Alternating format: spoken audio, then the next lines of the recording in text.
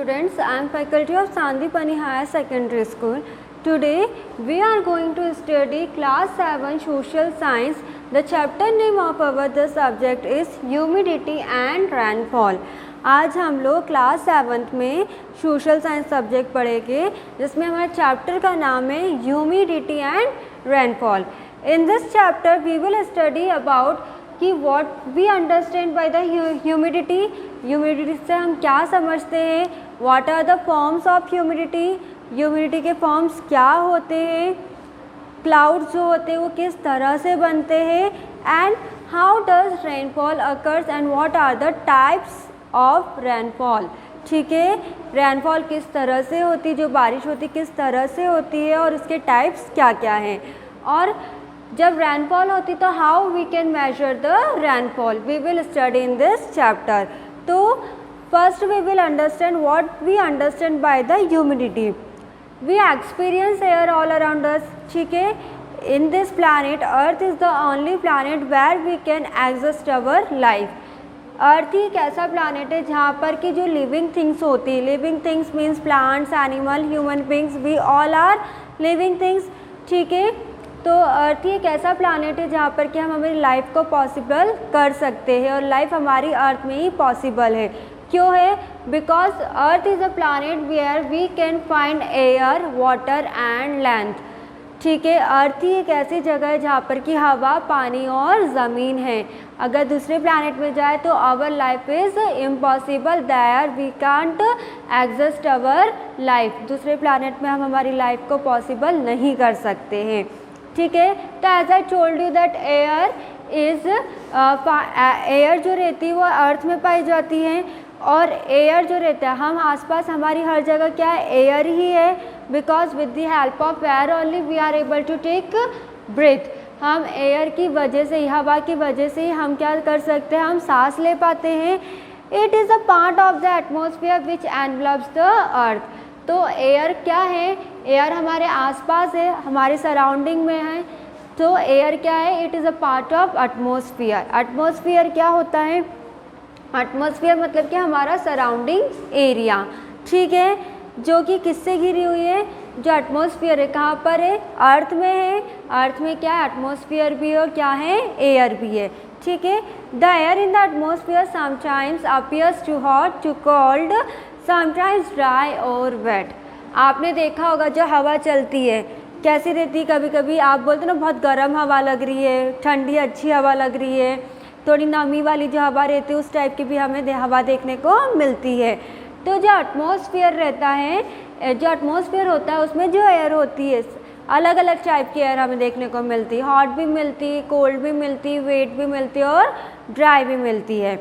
तो इस तरह का जो एटमॉस्फेयर हमें देखने को मिलता है तो उसको क्या डिफाइन किया गया है, उसको वर्ड दिया गया है ह्यूमिडिटी.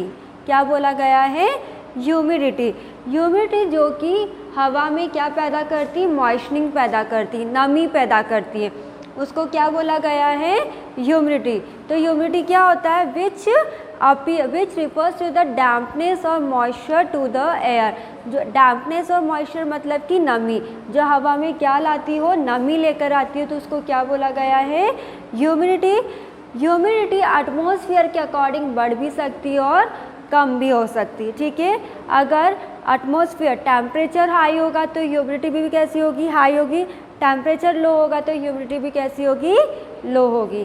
ठीक है, तो अभी हमने क्या समझा, ह्यूमिडिटी को समझा. ह्यूमिडिटी में क्या समझा आपने, कि जितना भी एटमॉस्फेयर रहता है उसमें क्या रहता है, एयर रहती है. एयर जो रहती है, एटमॉस्फेयर जो रहता है वो काय में एनवलप होता है, काय में होता है, हमारी अर्थ में होता है. और जो एयर और एटमॉस्फेयर है, एयर में जो एटमॉस्फेयर में जो एयर होती है वो कैसी होती है, कभी गर्म होती है, कभी ठंडी होती है. तो इस वर्ड को क्या बोला गया है, air in the atmosphere word को क्या बोला गया है, ह्यूमिडिटी बोला गया है, जो कि मॉइस्चनिंग लेकर आती है हवा में. ठीक है, तो अब ह्यूमिडिटी तो हमने समझ लिया. ह्यूमिडिटी के जो कुछ पार्ट्स हैं जैसे कि वाटर वेपर है, इवापोरेशन है, कंडेंसेशन है. Water vapour, evaporation, condensation, this we all are studying from class. These three things which we are studying from last 2 to 3 years. ये जितनी भी तीनों चीज़ें हम पिछले 2 से 3 सालों में पढ़ रहे हैं, हमने 4th में पढ़ा, 5th में पढ़ा। हम एक बार रिकॉल कर लेते हैं कि वाटर वेपर क्या होता है। वाटर वेपर क्या होता है? When very small particles of water are converted to gaseous state, ठीक है, then there gaseous water molecules are called water vapour. Water vapour क्या होता है? जब जो वाटर के, पानी के हर किसी में क्या होता है? पार्टिकल्स होते हैं, ठीक है। तो जो पानी में जो पार्टिकल्स होते हैं वो काय में चेंज हो जाते हैं, काय में कन्वर्ट हो जाते हैं, गैसियस फॉर्म में कन्वर्ट हो जाते हैं। हम स्टेट्स ऑफ मैटर पढ़ा होगा आपने। स्टेट्स ऑफ मैटर कितने होते हैं? 3 types of states of matter, solid, liquid and gas. तो जो वाटर के मॉलिक्यूल्स होते हैं वो काय में कन्वर्ट हो जाते हैं? गैसियस फॉर्म में कन्वर्ट हो जाते हैं। अब जो गैसियस फॉर्म में जो वाटर के पार्टिकल्स कन्वर्ट हो जाते थे वो काय में आ जाते हैं? वाटर मॉलिक्यूल्स में आ जाते हैं। तो उसको क्या बोला गया है? Water vapour. जिसमें से कि हम क्या देखते हैं? वेपर मतलब कि वाष्प, जिसमें से कि हमें क्या दिखता है? थोड़ा सा स्मोकी टाइप दिखता है, फॉग टाइप दिखता है। तो जो वाटर मॉलिक्यूल्स होते हैं वो गैसियस फॉर्म में आ जाते हैं। तो उसको क्या बोला गया है? वाटर वेपर बोला गया है। The atmosphere receives the water vapour from, हमारे एटमॉस्फेयर में से जो वाटर वेपर कहाँ से मिलता है? हमें समुद्र से मिलता है, लैक से मिलता है, पॉन्ड से मिलता है, रिवर से मिलता है। Because these are the things where water is available. ये सारी जगह है जहाँ पर कि पानी अवेलेबल होता है। सी में, समुद्र में भी क्या है? पानी है। रिवर में भी क्या है? पानी है। लैक और पॉन्ड्स में भी क्या है? पानी है। तो these are the area, these are the things which we can find the water vapour. Water vapour क्या होता है? Conversion of gaseous of water molecules. Water molecules का क्या होता है? कन्वर्शन हो जाता है काय में? गैसियस फॉर्म में। तो उसको क्या बोला गया है? Water vapour. Now evaporation. Evaporation सबको पता है। Evaporation the process by which the water changes into water vapour. ऐसी प्रोसेस पानी की, वाटर की ऐसी प्रोसेस जो कि काय में चेंज हो जाता है? वाटर वेपर में चेंज हो जाता है। जो वाटर वेपर जो रहता है वो काय में, जो वाटर रहता है काय में चेंज हो जाता है? वाटर वेपर में चेंज हो जाता है। तो उसको क्या बोला गया है? इवापोरेशन बोला गया है। The change in temperature brings about a change in evaporation. अगर टेम्परेचर में भी चेंजेस आएगा तो क्या होगा? इवापोरेशन में भी चेंजेस आएगा। The rate of evaporation is more when strong winds blow. अब क्या बोला गया? पहले तो आप ये समझे, इवापोरेशन आया आप लोग को समझ में? जो वाटर रहता है पहले काय में चेंज होता है? वाटर वेपर में चेंज होता है, फिर काय में चेंज होता है? इवापोरेशन में चेंज होता है। इवापोरेशन, तो उसको क्या बोला गया है? Water changes into water vapour. तो उसको क्या बोला गया है? इवापोरेशन बोला गया है। जब टेम्परेचर में चेंज आता है तो साथ ही साथ हमारे इवापोरेशन में भी चेंज आता है। जो इवापोरेशन रहती है, जब तेज़ हवा चलती है, मतलब कि इवापोरेशन भी किस पे डिपेंड है? एयर पे डिपेंड है, ठीक है। अगर the rate of evaporation is more when strong wind blow. अगर इवापोरेशन किस पर डिपेंड है? हवा पर डिपेंड है। अगर तेज़ हवा चलेगी तो जो इवापोरेशन है वो भी कैसा होगा? इंक्रीज होगा। That is by clothes dry faster when strong wind blows. जब हवा तेज़ चलती है उसी के दौरान जो हमने कपड़े सुखाते, जो हम कपड़े सुखाते वो भी कैसे होते? जल्दी सूख जाते हैं। तो वाटर वेपर और इवापोरेशन समझ में आया। वाटर वेपर क्या होता है? पानी के पार्टिकल्स जो कि काय में कन्वर्ट हो जाते हैं? गैसियस फॉर्म में कन्वर्ट हो जाते हैं। तो उसको क्या बोला गया है? Water vapour. और इवापोरेशन क्या होता है? जो वाटर काय में चेंज हो जाता है वाटर वेपर में चेंज हो जाता है। तो उसको क्या बोला गया है? इवापोरेशन बोला गया है। अब कंडेंसेशन। कंडेंसेशन मतलब कंडेंस क्या होता है? मतलब कि जमना, फ्रीज होना। Condensation the change of water vapour into droplets of water और स्नो इज कॉल्ड कंडेंसेशन। मतलब कि वाटर वेपर जो रहता है वो काय में चेंज होता है? ड्रॉपलेट्स, मतलब कि बूंद बूंद में चेंज होता है या फिर थोड़ी बर्फ़ में चेंज होता है। तो उसको क्या बोला गया है? Condensation. Formation of clouds from water vapour causes rainfall and snowfall. जो क्लाउड्स का फॉर्मेशन होता है, बादल का जो फॉर्मेशन होता है वो किसकी वजह से होता है? वाटर वेपर की वजह से होता है। और जब वाटर वेपर बनती है तो क्या होता है? रेनफॉल होती है और स्नोफॉल होती हैं। तो रेनफॉल और स्नोफॉल क्या की किसकी वजह से होता है? कंडेंसेशन की वजह से होता है। क्योंकि कंडेंसेशन में क्या होता है, जो क्लाउड्स होते हैं वो क्या होते हैं, बादल बनने लगते हैं, जिसकी वजह से बारिश स्टार्ट होती है। Similarly dew, forest, fog, small and hails are also form by water vapour. ठीक है, these are the different forms of condensation. जो मैंने अभी नाम लिए, ड्यू हो गया, फॉग हो गया, फ्रॉस्ट हो गया, मिस्ट हो गया, this are the different forms of condensation, जो कि हम आगे पढ़ेंगे। तो अभी तक हमने क्या देखा, ह्यूमिडिटी देखा। ह्यूमिडिटी क्या होता है, डैम्पनेस और मॉइस्चर ऑफ एयर, जो कि हवा का नमी होना, वो क्या कहलाता है, ह्यूमिडिटी कहलाता है। Then we understood 3 terms, water vapour, evaporation and condensation. This are the 3 terms. Understood this much? Now as we discuss about the condensation, evaporation, हमने evaporation condensation के बारे में डिस्कस करा है। तो अब हम देखेंगे different forms of condensation. Different forms of condensation क्या होते हैं, by the process of condensation the humidity present in the atmosphere changes into the following terms. हमें पता फॉर्मेशन ऑफ क्लाउड्स किसकी वजह से हो रहा है, कंडेंसेशन की वजह से हो रहा है। तो जब फॉर्मेशन ऑफ क्लाउड्स होता है, जब बादल बनते हैं, तो क्या होता है, पानी गिरता है, बर्फबारी होती है। तो जो डिफरेंट फॉर्म्स ऑफ कंडेंसेशन है उसकी कुछ प्रोसेस होती है, जो कि हम आगे पढ़ेंगे। जैसे कि different forms of condensation as you can see on smart board, dew and hot frost, fog and mist, clouds, these are the different forms of condensation। हम पढ़ते हैं अब डिफरेंट फॉर्म्स ऑफ कंडेंसेशन में first topic that is dew. Dew क्या होता है, dew water vapour और moist air change into dew और cooling. Understood this much everyone? वाटर वेपर or moist air change into dew on cooling during the night when the earth cools, air also cools down. The water vapor present in the air on cooling condense into develops and settles down on the surface of the earth। जैसे कि आप picture में देख सकते हो, बहुत सारी जो ऐसे ग्रासेस है उसमें क्या दिख रही है आपको, बूंद बूंद दिख रही है, पानी दिख रहा है, पानी के ड्रॉपलेट्स दिख रहे हैं।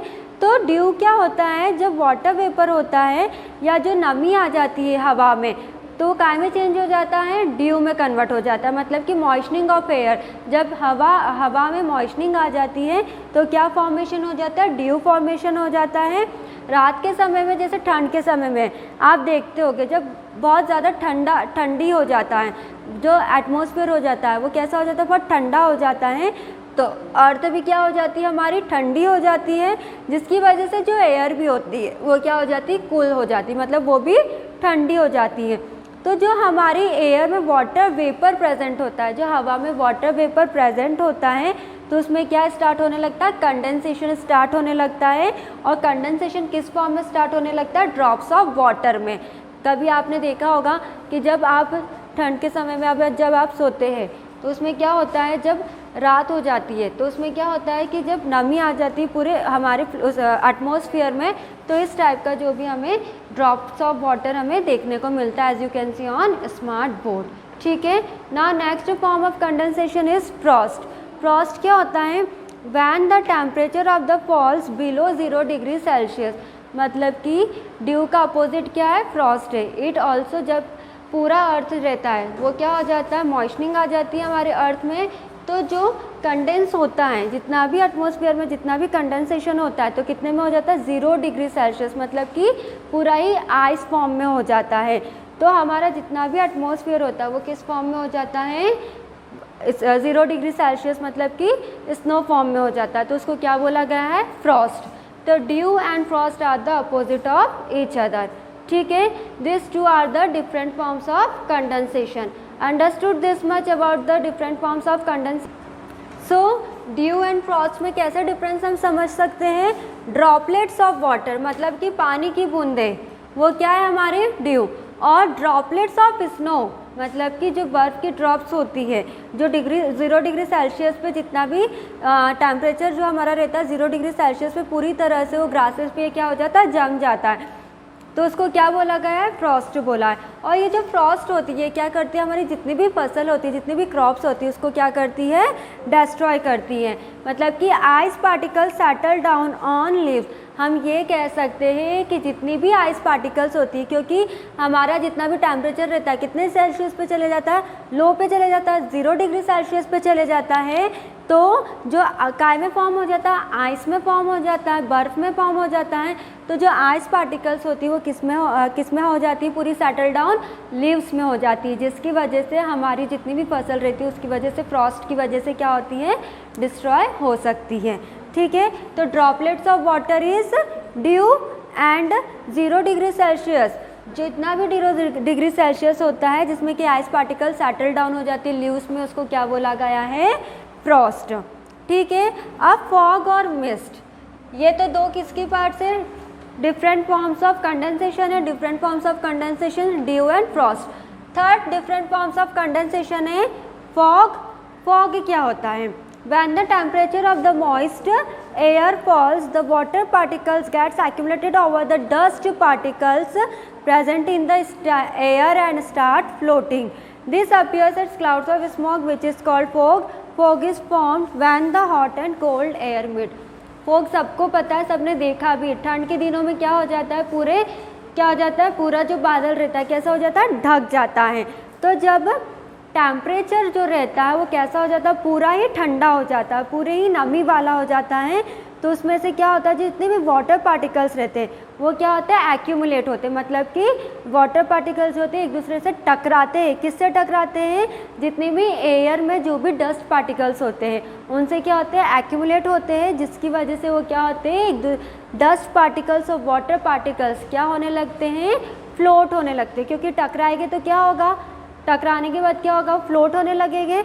आफ्टर दिस फ्लोटिंग जितना भी जो क्लाउड रहता है, क्लाउड क्या रहता है, स्मोकी फॉर्म में होने लगता है, मतलब कि हम बोलते हैं ना धुआं धुआं हो रहा है, ठंड के सीज़न में हमें ये अधिकतर देखने को मिलता है।